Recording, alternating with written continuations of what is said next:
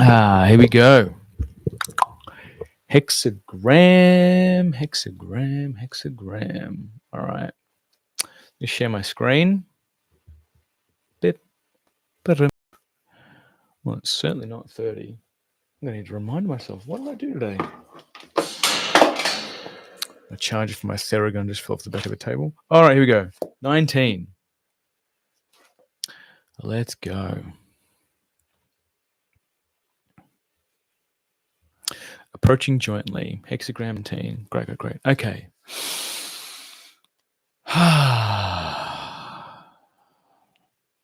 The judgment. Approaching jointly has supreme success. It furthers to be firm and correct. When the 8th month comes, there will be misfortune. The sage uses this hexagram to describe the cosmic way of approaching upcoming situations, undertakings, problems, or relationships. It can also be informing us of the voluntary approach of the sage and the cosmic helpers at times when we need help. It explains that this approach occurs as a spontaneous response to our humility and sincerity.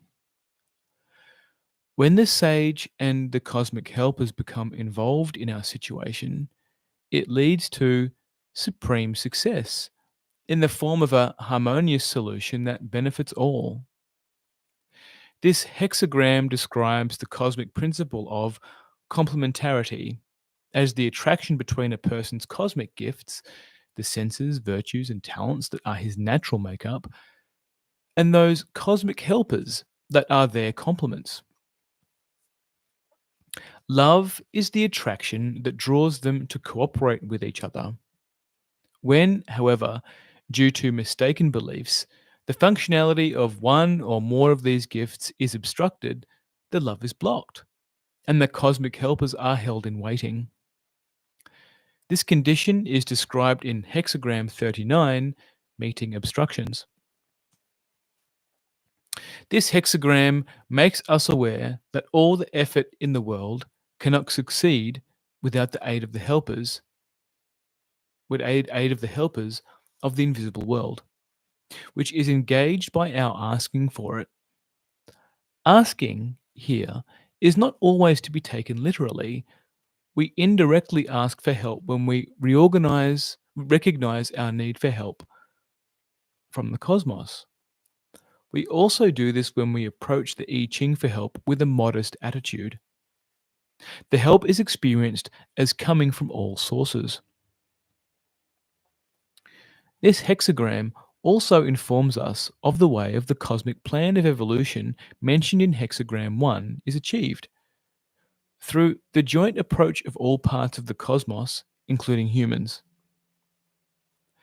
The human part in this plan is for each person to experience and express the unique gifts he has received from the cosmic consciousness.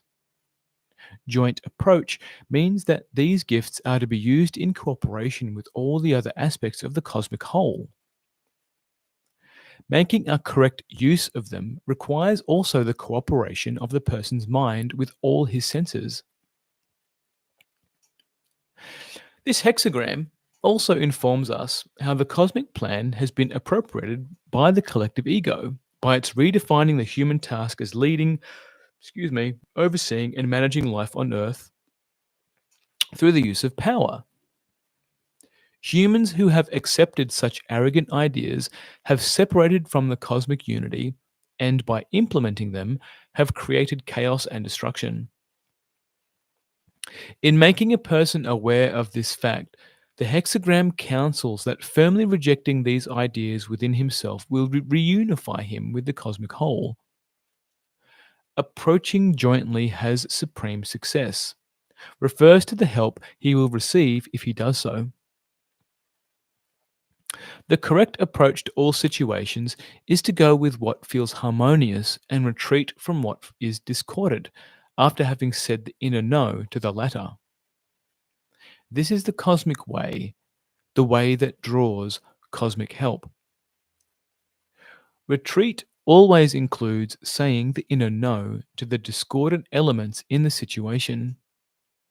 A correct approach also includes saying the inner no to the mistaken beliefs about how we should approach things by the use of power, as in verbal argument, insistence on having one's way, encroachment into others' inner space, and the use of flattery, force, intimidation, or punishment.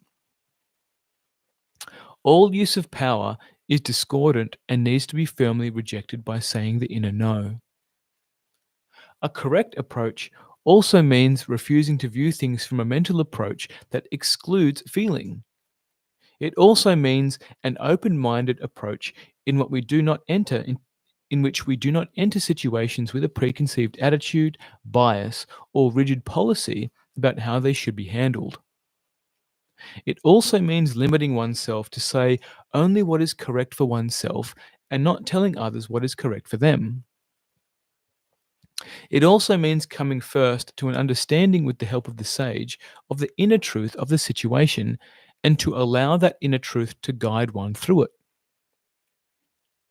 A person may receive this hexagram to inform him of the approaching death of someone he knows, in order that he may call on the helpers of death. Receiving this hexagram can also be counsel to search out spells and poison arrows that block a person's access to the sage. He will need to ask for one or more hexagrams that will indicate these spells and poison arrows. The approach that draws all the helpers to one's task is the recognition of one's dependency on them. It also includes conscientiously not allowing the ego to claim the success achieved as one's own doing. When the eighth month comes, there will be misfortune has several meanings.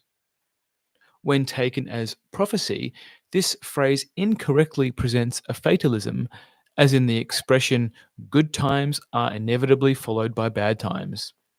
That does not exist in the cosmic order. It more accurately refers to the ego's return after a period when all has gone well to appropriate the success achieved by claiming, I did it. Metaphorically, the eighth month refers to August, September, the time of harvest, when we might be tempted to forget the help we received during leaner times of need. Mention of misfortune coming in the eighth month also calls attention to the way in which the I Ching can be seen to predict the future.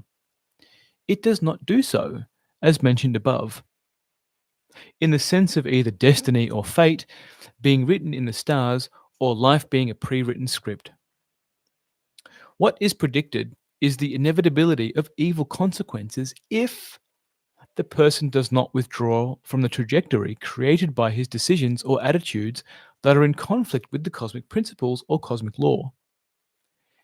If he is willing to follow the advice of the sage and rid himself of the mistaken ideas that are propelling him toward misfortune, then the dire consequences predicted will be avoided. Seed phrases connected with this hexagram have to do with forgetting that we have help from the cosmos. If you want something done, you have to do it yourself. You are all alone in this world. Only through human effort can everything get done. Humans of all species are the only ones who know how to accomplish things. Other phrases refer to beliefs in human superiority due to their gifts of thinking and language. See page 540, Freeing Yourself from Seed Phrases and Images. The lines. Line 1. Approaching jointly with firmness and correctness brings good fortune. This line refers to the cosmic truth that is deeply embedded in every body cell, that the nature of the cosmos is good and that it is firm and correct in relating to all its aspects. It also means that it does not cooperate with the ego. In regard to the situation at hand, a person has held this in doubt due to interference of the ego, which focuses on looking at appearances. All he needs to do is to trust his innermost feeling that if he can come to the correct viewpoint, help will be obtained. Receiving this line can inform a person who has failed to achieve his goal that he has been employing the wrong helpers, the collective ego's techniques, and conventional ways of doing things. If he will firmly reject whatever ideas have led him to rely on these means, the true helpers will come. He needs to rid himself of all the seed phrases in his psyche that recommend such approaches as in, there is no one to help us but ourselves, and you can't trust anybody but yourself.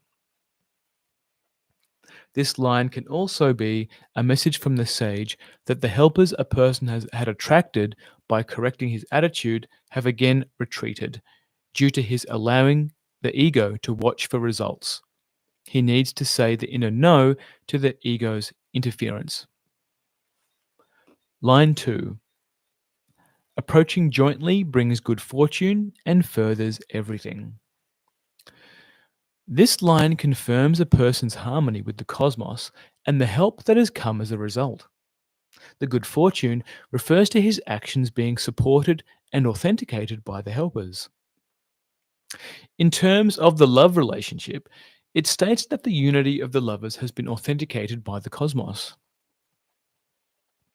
A person may receive this line when he cannot see that any good can come out of his current situation.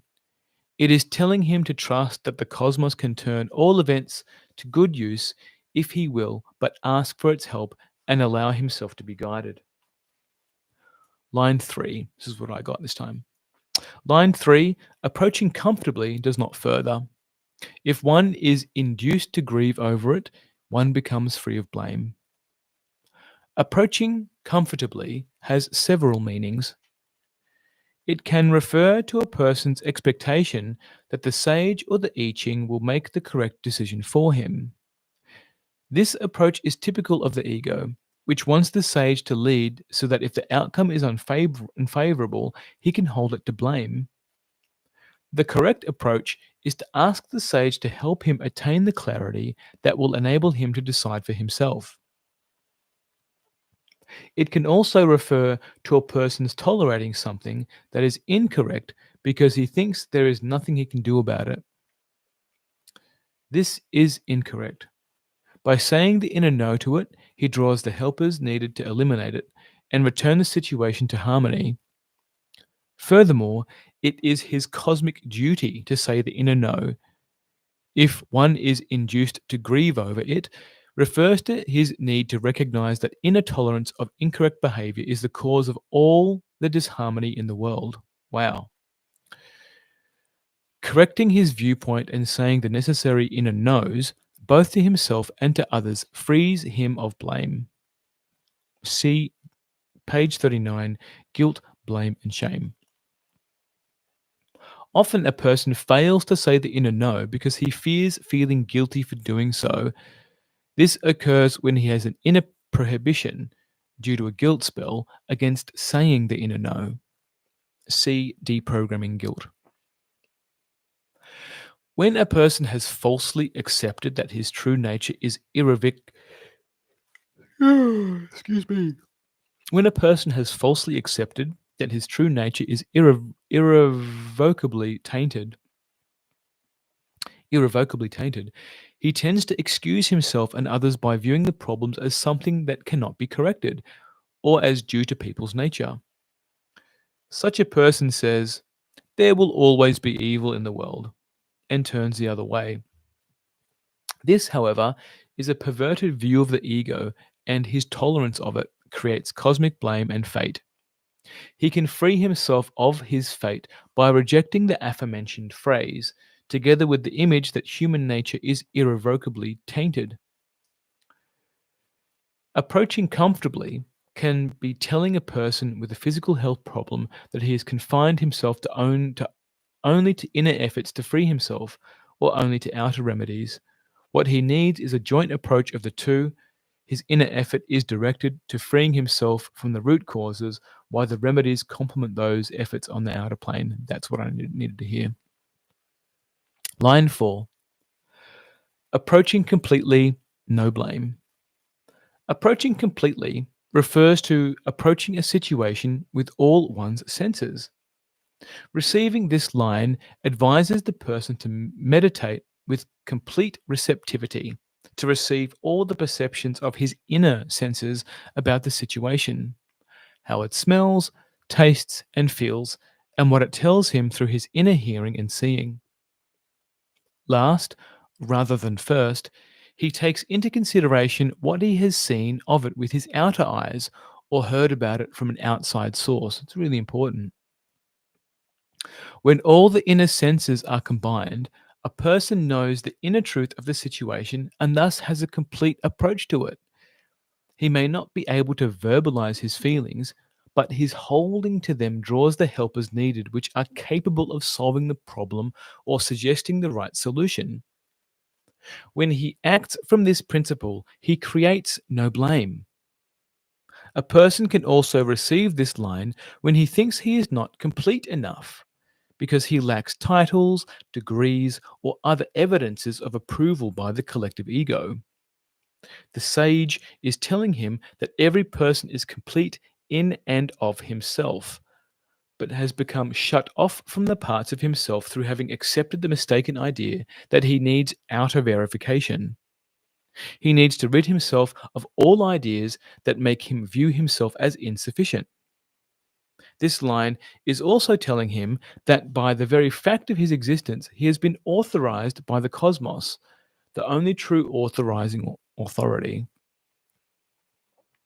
No blame is telling a person that he is falsely blaming his nature as being incomplete.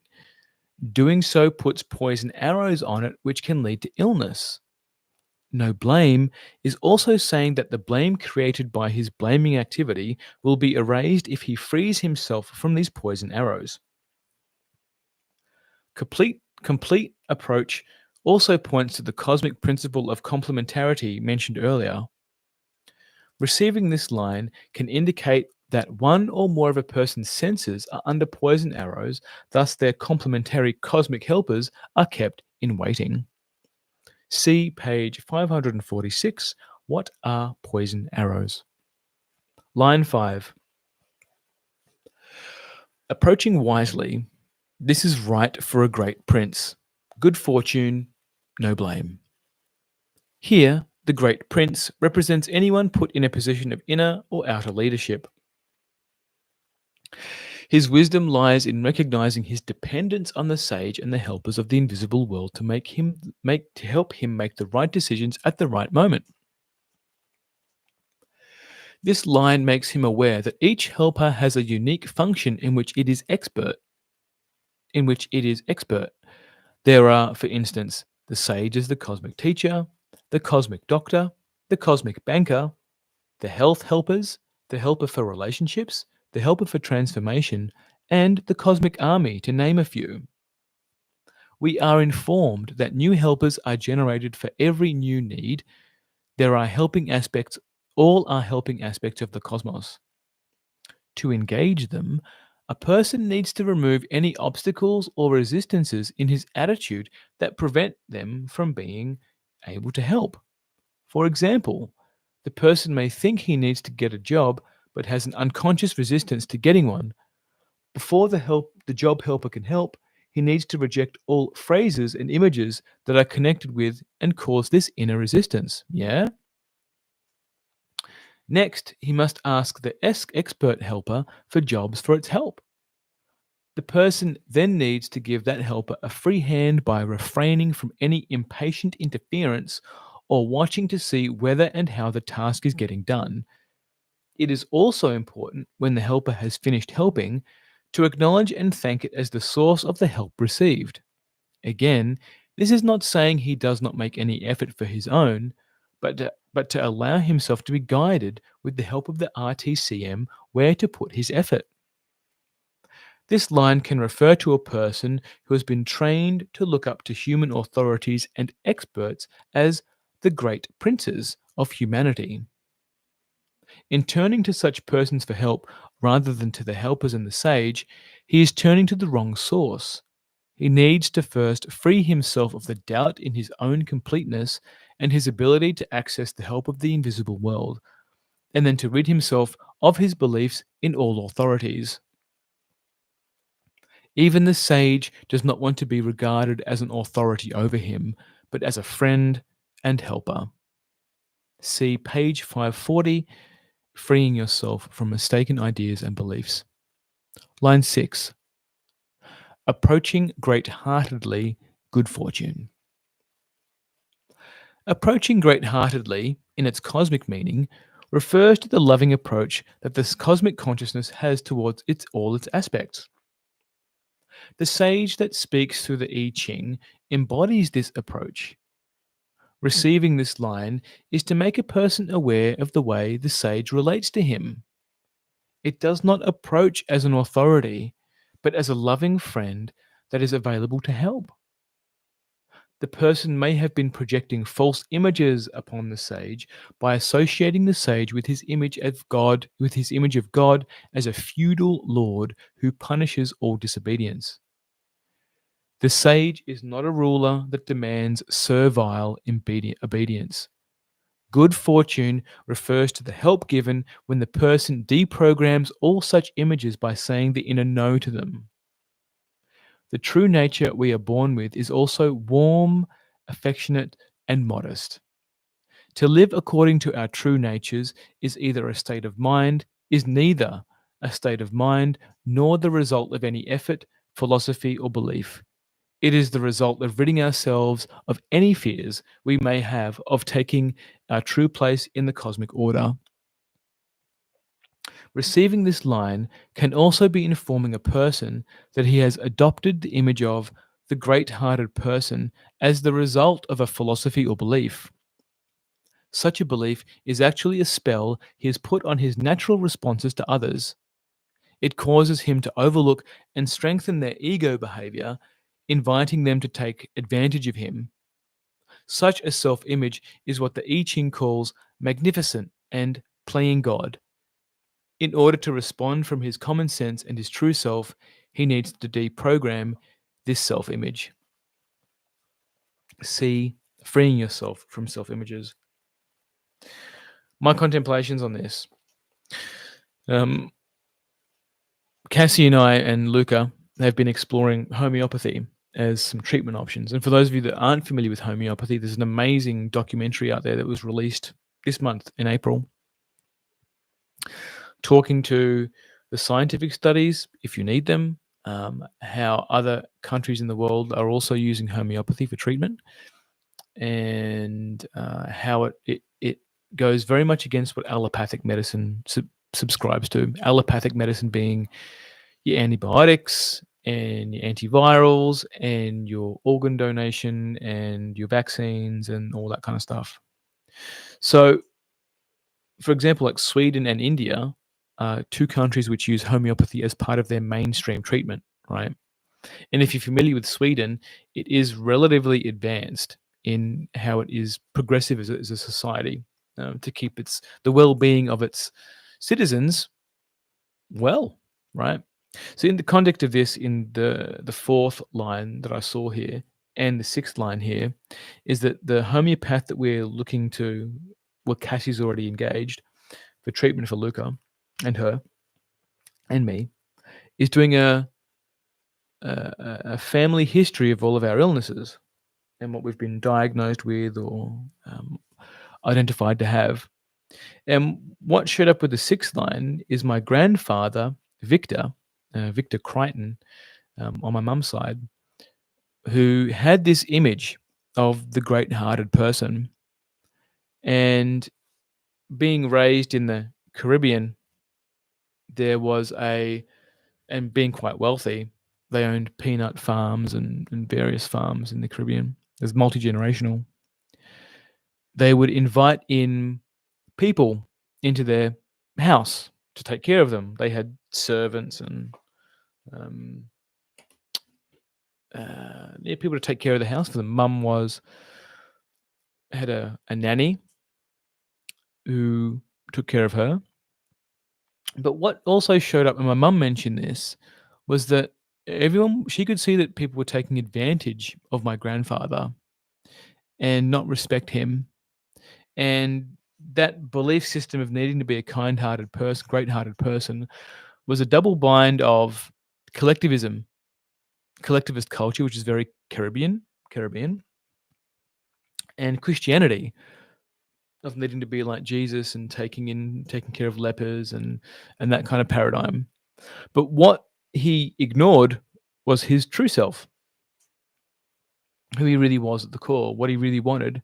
And while he was at his eulogy spoken about as a very kind-hearted man, when I was around him, he lacked a presence for me, which my father's father, my granddad Fred, he had. He had a presence. He was ex-military. He went to World War II, and this is where my grandma and grandfather met. She was a Wren, and the Wrens were a nurse. They both joined the military underage. And he had a physical presence to him, and he was disciplined, and he held himself in a way that he knew himself, and he carried a lot of trauma. But in that, he was deeply respected, and he knew where to draw barriers and boundaries and lines in the sand, right? And in that, that's what I see the sixth is talking about here is what are the other false images that we put upon ourselves so we can be good, or we need to abide by a belief, or virtue signal, or whatever it is that really at our core, there's a series of feelings that we've actually avoided to feel. So we leap to a solution that we can put our feelings into, but isn't really ours, right? Because when you speak from that grounded place, there's a truth that is available that you cannot be duplicated or faked, if that makes sense.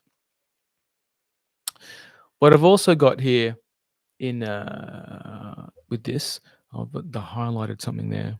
I've had this key before, and this unconscious resistance thing, this unconscious resistance, and paying attention to that and what that feels like in the body, because like you might need to get a job. And I know when I've had my mentor, when I first started this business a few years in, I needed to get a job because I just couldn't. There was just not enough cash flow. So there was a reality check because I said to myself, I'm never going to work for somebody else again, right? And whenever you say never, it could be something else that's like incomplete there. So I needed to be worked through the resistance. Well, what's the actual resistance there? Like I'm lesser than, I'm this, I'm that. But what really helped me was that, well, my overarching vision of what I want to achieve, I just do whatever needs to be done. And that was the egoic route. You know, I don't know. I didn't know then what I know now. But the job helper can help. But really being able to, what am I resisting here? Like I'm resisting being part of the matrix or whatever I call it. But with the job helper and what I think and how it helped me was it really helped me become aware of why I do what I do and why I don't work with a certain type of clientele, particularly people from the NDIS. If you're in Australia, the NDIS is the National Disability Insurance Scheme. And for me, I was working with a few NDIS people, and I, I actually couldn't help them. And what I've learned about vicarious trauma is where you're with someone who's traumatized or is acting out their trauma pattern, you onboard being an empathetic person. We just naturally, and even not even being empathetic, you just naturally take on board what the other person's feeling or going through. So being in this person's house was exhausting me. I'd come home, I'd need to energetically cleanse, I'd need to reset the whole thing. And not everybody on the NDIS is like this. But what shows up here is if the person is cognitively bypassing what they need to do in order to improve their life, which the NDIS can miss because it's round, held in mainstream psychology, which doesn't confront people. It will not confront you with the truth like coaches do. Coaches will confront you with a reality check of your life. Once you can get a diagnosis, that becomes your ticket out of avoiding it. And it depends on what the diagnosis is, because there's plenty of mental-based diagnoses which are wishy-washy, right? There's not a biological marker for some mental health diagnoses. But in that, being able to, what's the unconscious resistance to getting a job? And that can be anything. What's the unconscious resistance to getting a relationship? What's the unconscious resistance to moving house or selling? Or what else is there? Unconscious resistance to taking care of yourself. Unconscious resistance to starting a business, ending a business, ending a relationship, starting a relationship, like I mentioned. So being aware that if there's unconscious resistance that's showing up, you'll feel it in the body. And like for me, how I see it in someone is I see it in their body work, I see it in their face, I see it in their breath, hear it in their breath, how they express themselves, and I can draw attention to it. Because if your ego's at play, it'll want to win. Like it'll help you bypass your conscious resistance by pointing out something else. It'll attract other things in your life to distract you at that very moment when you're about to discover the unconscious resistance to whatever you're doing, right? And you can also ask for the helper of transformation, all the things to help you do that, right? So cool, helper of transformation. Help me find these seed phrases or this unconscious resistance in my body to do a thing. And it'll just naturally drop in. It's quite profound. You don't have to have someone like me or a mentor to guide you through this stuff. You can do it on your own. All right, try it out. This complete enough piece is also great. So in line 4, where we've outsourced a lot of our needing to be something to universities or doctors or whoever, right? So I see coaches and people in the healing space wearing their badge, wearing their authorization badge, wearing their top whatever it is badge. What would you call it? Like New York Best Time Seller, Amazon Top Seller, all these things. They're all outsourcing. All those badges are outsourcing. Oh, here's my badge of achievement, whatever it is. And what we're doing here in this work is about resonance. Crossing over again to the homeopathy. Homeopathy is about resonance too. So it's a very simple atomic level, whether you're a waves or particles person, atomic level adjustment that's going on here, which is why I'm leaning more into homeopathy for run of the day for long-term chronic illness that I've had, like psoriasis that keeps cropping up on occasion, cold sores that Cassie occasionally gets and I get, uh, skin conditions that Luke is presenting with, all kinds of things. There's a homeopathic remedy for lots of things. And being curious about it is what transforms it. And homeopathy is not placebo because they give it to animals. And animals don't have any concept of the placebo effect. Like humans can, placebo and nocebo. All right. What I also have here, reflections-wise, is the part of us that can forget that we've received some cosmic help, right? And in that journey, who are the people that you've forgotten in your growth that have helped you on your way, right? It's the same thing. And this is a really important one, especially for those who market, um, asserting power. Like, what is power for you? And power is so subtle. In the book by David Hawkins, Power versus Force, like even David Hawkins' work has got some blind spots in this, and that's okay. I think it's all part of the journey of personal development and self-understanding. But knowing what in the body feels like power versus what feels like truth. When does action become pushing? When does action become power? Because I know I can use flattery. I know I can use intimidation. I know I can use guilt, especially in my social media posts and what I create.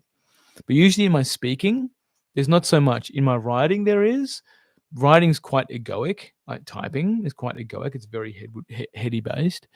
But for me, like speaking I can choose to and choose not to be more or less intimidating. I think it's a really important one. For example, a correct approach also means refusing to view things from a mental approach that excludes feeling. When I'm speaking, I'm feeling, right? There's a feeling that comes through when I'm speaking, even how I said feeling there. You can feel the feelings in that feeling, right? So when you speak from that place and also being able to say no to the part of me that wants to attempt to perform, because I can perform, exceptional performer. So knowing that the charisma that I can exude is also part of the flattery and the charm, right? Now, this 19 hexagram, if I was to cross it, 19th hexagram, if I was to cross it over with the gene keys, this is about codependence.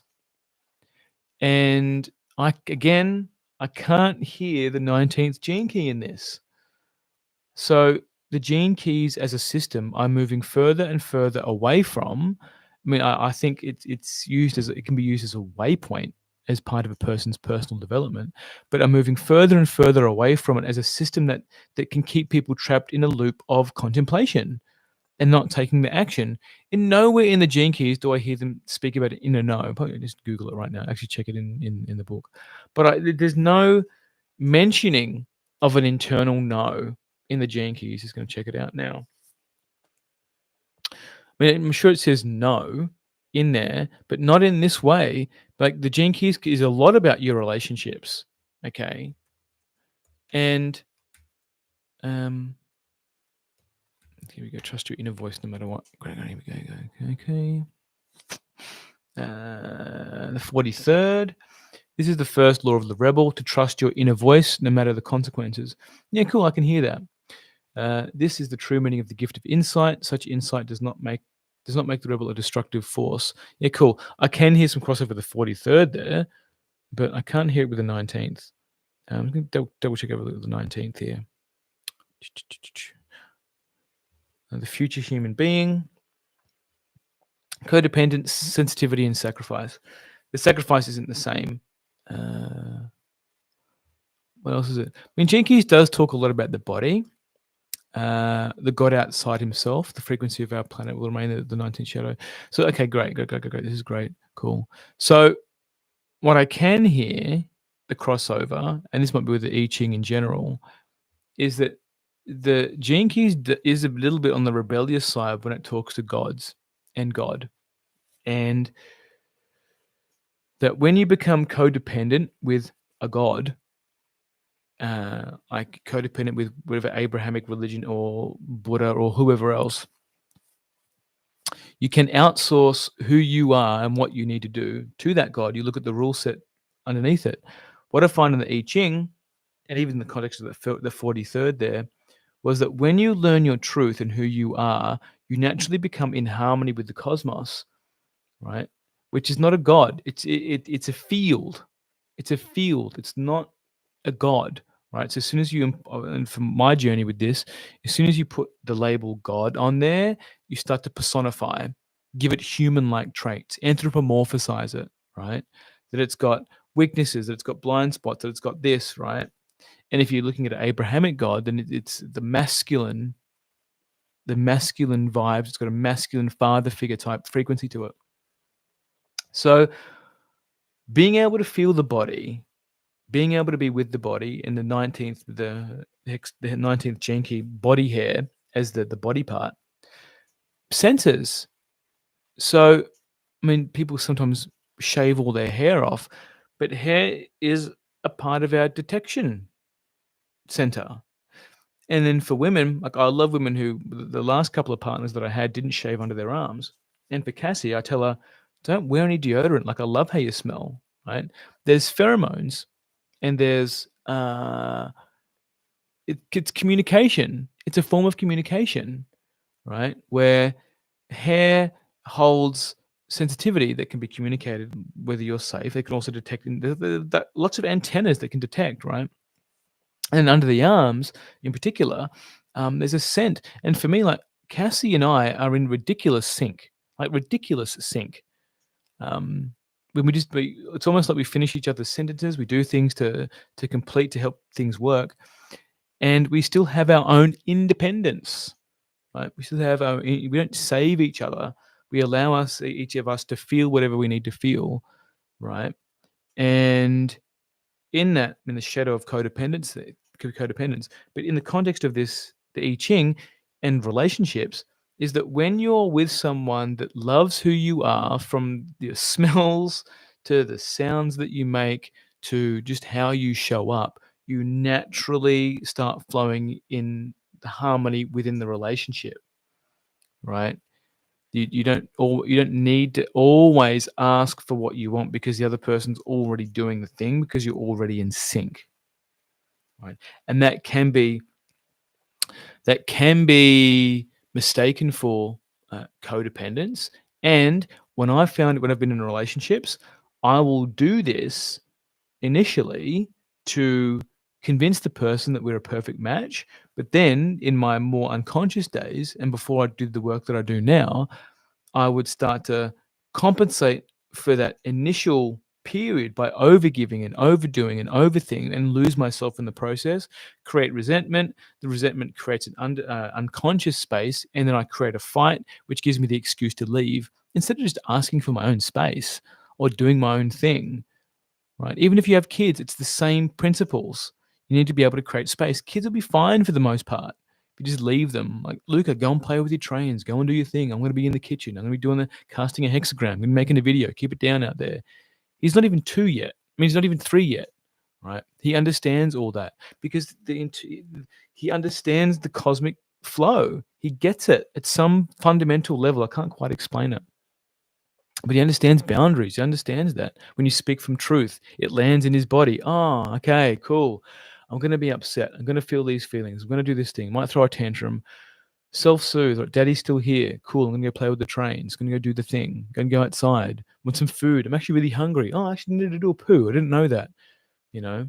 So in this, from this hexagram, um, I'm going to have a look at hexagram 39, meeting obstructions. I'm pretty sure I had a look at that hexagram after this one. When I'm contemplating this book, if there's a hexagram that it refers to, I love going and checking out the other hexagram too, because it helps give the context. That is my contemplation on this. Thank you for listening. All right. Mad love. Bye.